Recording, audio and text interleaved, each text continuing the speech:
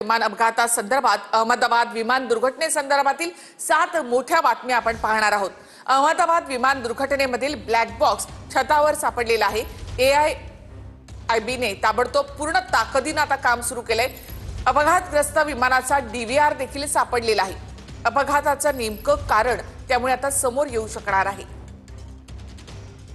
इमारतीच्या छतावर black box सापडला। बीजे मेडिकल कॉलेजच्या हॉस्टेलच्या छतावर अपघातग्रस्त विमानाचा ब्लॅक बॉक्स सापडलाय। या ब्लॅक बॉक्समुळे नेमका अपघात कशामुळे झाला याच्या तपासाला वेग येईल। शिवाय ब्लॅक बॉक्स नेमका काय असतो तेही पाहूया। ब्लॅक बॉक्स विमानाच्या उड्डाणादरम्यानच्या महत्त्वाच्या माहितीचं संकलन आणि संरक्षण करत असतो। ब्लॅक बॉक्स सामान्यतः विमानाच्या मागच्या भागात म्हणजे टेल सेक्शन मध्ये बसवलेला असतो। ब्लॅक बॉक्स मजबूत धातूपासून बनवलेला असतो, जो अत्यंत उच्च तापमान, दाब आणि पाण्याखाली सुद्धा टिकू शकतो। ब्लॅक बॉक्समध्ये विमानाच्या उड्डाणाशी संबंधित तांत्रिक माहिती रेकॉर्ड केली जाते। विमानाची गती, उंची, दिशा आणि इंजिनची कार्यक्षमता यासह फ्लाइट कंट्रोल्सची स्थिती, इंधनाचा वापर, हवेचा दाब इत्यादी गोष्टींचं रेकॉर्ड ब्लॅक बॉक्समध्ये होत असतं। पायलट आणि को पायलट यांच्यातील बोलणं, एअर ट्रॅफिक कंट्रोलशी संवाद आणि कॉकपीट मधील इतर आवाज सुद्धा ब्लॅक बॉक्स मध्ये रेकॉर्ड होत असतात। दुसरी महत्त्वाची घडामोड, विमानाचा DVR आणि इमर्जन्सी लोकेटर ट्रान्समीटर सापडलं। दुर्घटनास्थळी शोध मोहिमेदरम्यान हे यंत्र सापडलंय। हे यंत्र अपघातादरम्यान किंवा नंतर विमानाचं नेमकं स्थान निश्चित करण्यात मदत करण्यासाठी सिग्नल पाठवतं।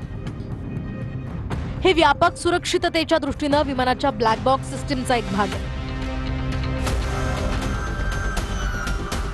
तिसरी घडामोड, घटनास्थळावर NSG आणि ATSनं तपास केला। घटनास्थळावर सकाळी NSGची टीम तपासासाठी पोहोचली। ATSच्या अधिकाऱ्यांनी सुद्धा घटनास्थळी तपास केला। चौथी मोठी घडामोड, घटनास्थळावर फॉरेन्सिकच्या टीमनंही तपास केला। कालपासून फॉरेन्सिकची टीम घटनास्थळावर तळ ठोकून आजही तपास करते। तपासानंतर काही महत्त्वाच्या बाबी समोर येणार आहेत। पाचवी मोठी घडामोड, एअर इंडियाच्या CEOची घटनास्थळी भेट। एअर इंडियाचे CEO कॅम्पेबल विल्सन यांनी घटनास्थळाला भेट दिली।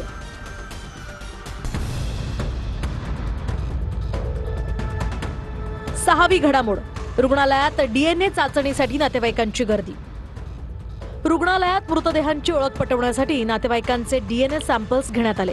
यासाठी रुग्णालयात वेगळा कक्ष निर्माण करण्यात आलाय।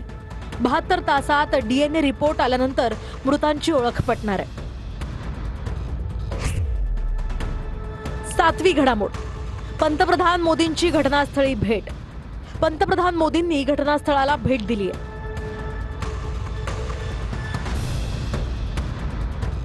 त्यानंतर त्यांनी रुग्णालयात जात जखमींची चौकशीही केली। अपघातातनं वाचलेल्या एकमेव रमेश विश्वास कुमार यांनाही पंतप्रधान नरेंद्र मोदी भेटले। यासह मोदींनी रुपाणींच्या पत्नीची सुद्धा विमानतळावर भेट घेतली। अधिकारी आणि मंत्र्यांसोबत पंतप्रधान मोदींनी बैठक घेतली। तर जगभरातल्या जाणकारांनी विमान अपघातामागच्या शक्यता सांगितलेल्या आहेत। नेमका बिघाड कशामध्ये झाला, विमानाचं लँडिंग गिअर की मग इंजिन खराब होतं असा प्रश्न देखील आता उपस्थित केला जातोय। विमानाच्या सर्व्हिसिंगच्या वेळेला छोटी त्रुटी राहिली का असा सवाल देखील उपस्थित केला जातोय। जाणकार काय म्हणतायत ते आपण पाहूया।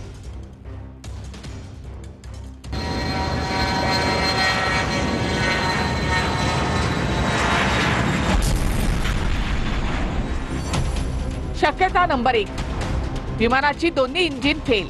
विमानाचे दोन्ही इंजिन फेल झाल्यामुळे हा अपघात होऊ शकतो अशी शक्यता जगभरातल्या जाणकारांनी वर्तवली आहे। मात्र एअर इंडियाच्या या विमानाचे दोन्ही इंजिन बंद झाले होते की नव्हते याबाबत जाणकारांमध्ये मतभेद सुद्धा आहेत। इंजिन फेल एक हुआ है या 2 हुआ है, क्योंकि अगर एक भी होगा तो जहाज थोड़ा हिलना चाहिए था, थोड़ा सा, क्योंकि मॉडर्न एयरक्राफ्ट है, एडवांस्ड है, कंप्यूटर है, ऑटो पायलट्स भी हैं जो हेल्प करते हैं आप लोगों को। बट पायलट का इनपुट चाहिए ही चाहिए, बट उसमें आपको हेल्प मिलता है सिस्टम से। तो जहाज बिल्कुल हिला ही नहीं है, तो मुझे डाउट है, और उसका रडर का भी मूवमेंट नहीं है, तो इंजन फेल होना थोड़ा मुश्किल लग रहा है मुझे। ये जहाज जैसे डिज़ाइन हुआ है, वो चाहे लैंडिंग गियर भी डाउन हो एक इंजन भी निकल जाए, वो एक इंजन में सब कुछ निपटा सकता। मैं ये नहीं बोल रहा कि लंदन पहुंच जाता, बट हम लोग घंटे उड़ सकते हैं उसमें, कोई दिक्कत नहीं है उसमें। तो सब कुछ होने के बाद ये हादसा हुआ है। और ऊपर से जो जहाज नीचे गया है उसका अगर विंग्स देखें पूरा स्टेबल है, एक बार भी नहीं हिला है। और जैसे जैसे नीचे जा रहा है उसका नोज भी देखेंगे, ऐसे ऊपर ड्रास्टिक मूवमेंट भी नहीं है। जैसे जैसे नीचे आ रहा है थोड़ा थोड़ा करके नोज ऊपर आ रहा है, मतलब पायलट फ्लाइंग कर रहे थे लास्ट मोमेंट तक। और जिस रेट से वो नीचे गया है इसका मतलब है कि पूरा भी इंजन फेल नहीं हुए थे दोनों, थोड़ा बहुत थ्रस्ट था। अगर पूरा थ्रस्ट निकल जाता तो और जल्दी आता जहाज। ये टाइम लिया उसने आने में, थोड़ा ग्लाइड किया है। तो बहुत कुछ एन्क्वायरी होने को है अभी। शक्यता नंबर 2, लँडिंग गिअर आत न जाणं। ज्यावेळी हे विमान कोसळत होतं त्यावेळी विमानाची चाकं विमानाच्या आत गेली नव्हती। लँडिंग गिअर आत का गेले नाही हा सगळ्यात मोठा प्रश्न असल्याचं जगभरातल्या जाणकारांचं मत आहे। लँडिंग गिअर आत न जाण्यावर जाणकारांनी आश्चर्य व्यक्त केलंय। लँडिंग गिअर मध्ये झालेला बिघाड हे अपघाताचं कारण असू शकतं असं मत जाणकारांनी व्यक्त केलंय। उसका लैंडिंग गियर अप नहीं गया, क्योंकि जैसे ही हम लोग हवा में उड़ते हैं फर्स्ट काम हमारा होता है कि लैंडिंग गियर अप करना। आप लोगों को समझ नहीं आएगा, बट फॉर्मूला बहुत कुछ चीज़ें होती हैं सिखाने में, पढ़ने में, क्योंकि वो एक बार वो जो लैंडिंग गियर बहुत हैवी होते हैं वो, और वो स्ट्रीमलाइन डिज़ाइन के नहीं होते, तो वो ऑकवर्ड शेप के हैं, क्योंकि वो पहिए हैं, वो एयरलाइन जो स्ट्रीमलाइन मतलब पूरा एकदम स्ट्रीम हवा में घुसने के लिए जो एकदम स्लीक डिज़ाइन होना चाहिए, वो लैंडिंग गियर उसमें बैठता नहीं है। इसीलिए लैंडिंग गियर को ऊपर ले लेते हैं हम लोग। तो एक बार अंदर चला जाता है तो वो पूरा क्लीन सरफेस हो जाता है, तो उसमें उड़ाने के लिए बहुत आसान होता है। वो उसमें लिफ्ट बहुत ज़्यादा मिलता है। तो लैंडिंग गियर अप नहीं गया मतलब कोई मेजर डिफेक्ट है। शक्यता नंबर 3, पक्षी धडकल्यामुळे इंजिनाची क्षमता संपणं। अनेक पक्षी विमानाला धडकल्यानंतर दोन्ही इंजिनची शक्ती संपते, त्यामुळे विमान उड्डाण करू शकत नाही। त्यामुळे सुद्धा विमान असं कोसळू शकतं असं जाणकारांचं मत आहे। शक्यता नंबर 4, विमानाच्या कॉन्फिगरेशन मध्ये चूक झाली। या विमानाची सर्व्हिसिंग करताना काही गोष्टी चुकीच्या झाल्या असतील तर त्यामुळे अशा अपघाताची शक्यता जाणकारांनी व्यक्त केली आहे। विमानाची फ्लॅपची पोझिशन ठीक होती, मात्र त्याला हवेत उंच उडण्यासाठी शक्ती मिळाली नाही, त्यामुळे देखील विमान कोसळू शकतं असं जाणकारांचं मत आहे। सर्विसिंग के टाइम पे लाखों पार्ट्स होते हैं, मिलियंस पार्ट्स। तो मिलियन पार्ट में कहीं टेक्नीशियन ने कुछ छूट गया क्या, कोई प्रॉब्लम हो गया क्या, कंप्यूटर सॉफ्टवेयर में कुछ प्रॉब्लम हो गया क्या? क्योंकि जो FADEC एक बोलते हैं उसको, वेरी डिजिटल थ्रस्ट उसको बोला जाता है, कंप्यूटर है वो थ्रस्ट वगैरह को मैनेज करता है, पावर को। उसमें कोई डिफेक्ट आ गया क्या, या फिर दोनों थ्रस्ट पीछे आ गए क्या, या कुछ तो गड़बड़ हुआ है जिस उनको थ्रस्ट मिला नहीं। झाल्या होती त्यावेळेला ती झोपलेली होती, आवाजामुळे हे सर्व याच्यामुळे ती उठली आणि तिनं जाऊन बाल्कनीमध्ये जाऊन पाहिलं तर तिला काही लक्षात नाही आलं की बा एवढं म्हणजे पूर्ण ती वापस आत येऊन तिला ठसका वगैरे लागला। तिनं समोरचं दार उघडायला गेली तर एकदम फायर जे आहे ते तिच्या रूम मध्ये एंटर घेतलं। तिनं ब्लँकेट घेतलं तिच्या अंगावर, तिला स्वतःला पूर्ण रॅप केलं आणि ती 5व्या मजल्यावरून ती उतरत खाली आली। नंतर त्या बाजूच्या साईडला तिनं छलांग मारली। तर विमान दुर्घटनेमध्ये हृदय पिळवटून टाकणाऱ्या कहाण्या समोर येत आहेत। त्यामध्ये विमान दुर्घटनेत डोंबिवलीमधील रोशनी सोनघरे यांचा दुर्दैवी मृत्यू झाला। रोशनी डोंबिवली पूर्वेकडील राजाची पथ परिसरामध्ये आई वडील आणि भावासोबत राहत होती। अहमदाबाद विमान दुर्घटनेत डोंबिवलीच्या एअर होस्टेस रोशनी सोनघरेचा दुर्दैवी मृत्यू झालाय। डोंबिवलीच्या मढवी बंगला परिसरात रोशनी कुटुंबियासह राहत होती। रोशनी आई वडील आणि भावासह राहत होती। रोशनी फ्लाइट क्रू म्हणून कार्यरत होती। रोशनीचं लहानपणापासूनच एअर होस्टेस बनण्याचं स्वप्न होतं। रोशनीचा भाऊ विघ्नेश हा एका खासगी शिपिंग कंपनीत काम करतो। काल आई वडिलांचा निरोप घेऊन रोशनी अहमदाबादला निघाली होती। तर गोरेगावमधील एकाच मुस्लिम कुटुंबामधील 4 जणांचा विमान दुर्घटनेमध्ये मृत्यू झाला। जावेद अली त्यांच्या आईला भेटण्यासाठी मुंबईमध्ये आले होते, मात्र अपघातामध्ये जावेद अली, त्यांच्या पत्नी आणि 2 मुलांचा मृत्यू झालेला आहे। लंडन ते 12 वर्ष झालं होतं. लंडनला शिफ्ट झालं त्याला आणि तिकडचं ते ब्रिटिश नागरिक झालं होतं. आता तिकडचं मुंबईला त्याची आई आहे, आईला भेटायला आला होतो. 6 दिवससाठी सुट्टीला भेटले तिला. तो आणि त्याची फॅमिलीबरोबर ते मुंबईला आले. यांच्यासोबत आणखी कोण कोण त्याची होतं? बायको होती आणि त्याची मुलगी होती एक 4 वर्षाची आणि 8 वर्षाचा मुलगा होता त्याचा. एकूण 4 जण प्रवास करत होते. जवळपास 12 वर्षापासून ते तिकडे राहतात आणि त्यांची पत्नी सुद्धा ब्रिटिश नॅशनल आहे. नॅशनल आहे तो. तर अहमदाबाद विमान दुर्घटनेमध्ये पनवेलच्या मैथिलीचा दुर्दैवी मृत्यू झाला. सकाळी आईसोबत याच विमानामधून शेवटचा संपर्क साधण्यात आला होता. मैथिली एअर इंडियाच्या क्रू मेंबरमध्ये एअर होस्टेस म्हणून कार्यरत होती. तर राजस्थानमधील जोशी दाम्पत्याचा देखील 3 मुलांसह मृत्यू झाला. वडिलांच्या अंत्यविधीसाठी आलेल्या लॉरेन्स ख्रिश्चन यांचा देखील मृत्यू झालेला आहे. तर चहाची टपरी चालवणाऱ्या 14 वर्षाच्या मुलाचा देखील या दुर्घटनेमध्ये मृत्यू झालाय. राजस्थानमधील जोशी दाम्पत्याच्या 3 मुलांसह मृत्यू. प्रतीक जोशी सॉफ्टवेअर इंजिनियर म्हणून लंडनमध्ये नोकरी करत होते. प्रतीक जोशींची पत्नी कोमी व्यास राजस्थानमध्ये डॉक्टर म्हणून नोकरीला होत्या. जोशींनी कुटुंबासह लंडनला स्थायिक होण्याचा निर्णय घेतला होता. जोशी कुटुंबानं विमानात सेल्फी घेतला. हा फोटो अखेरचा ठरला.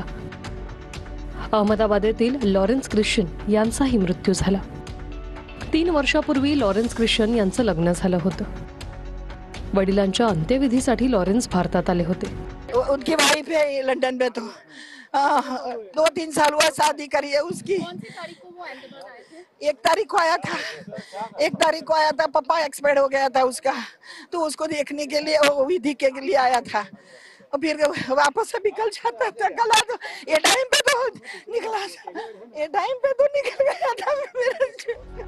चहाची टपरी चालवणाऱ्या 14 वर्षीय मुलाचाही मृत्यू झालाय. चक्कर आ गया, उसको बेभान हो गया.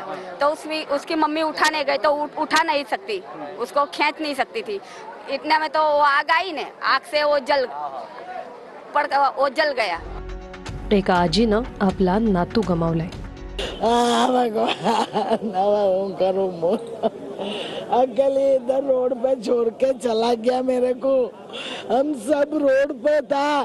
मेरा जो परिवार लेके बाहर नहीं निकली होती तो मेरा 50 माणूस का परिवार चला जाता, पण बच गया. हॉस्टेल जवळच्या झोपडपट्टीतील एका रिक्षा चालकाच्या मुलाचा मृत्यू झाला. मुलगा आकाश पटणीचा मृत्यू तर पत्नी जखमी. मोलमजुरी करून जीवन जगणाऱ्या कुटुंबावर दुःखाचा डोंगर कोसळला.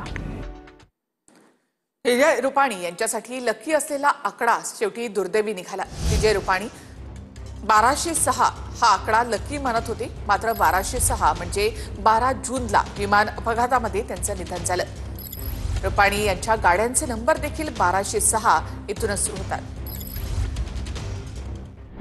अहमदाबाद विमान दुर्घटनेत गुजरातचे माजी मुख्यमंत्री विजय रुपाणी यांचा मृत्यू झाला. 1206 म्हणजेच 12 जूनला विजय रुपाणी यांनी अहमदाबादहून लंडनला जाणाऱ्या विमानाचं तिकीट बुक केलं होतं. विजय रुपाणी यांनी विमानातली सीट सुद्धा 12 नंबरचीच बुक केली होती. विजय रुपाणी यांनी बोर्डिंगसाठी 12:06 वेळ निवडली होती. 12:10 त्यांचं बोर्डिंग पार पडलं होतं. 1206 आपल्यासाठी लकी नंबर असल्याचं विजय रुपाणी मानत होते.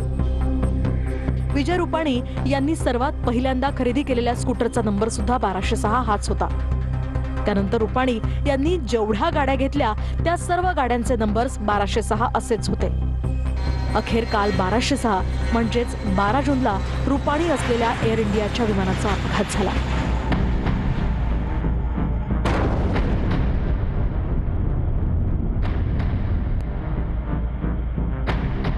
या अपघातात विजय रुपाणी यांचा दुर्दैवी मृत्यू झाला. जो आकडा विजय रुपाणी आपल्यासाठी लकी मानत होते तोच आकडा त्यांच्यासाठी दुर्दैवीही ठरला.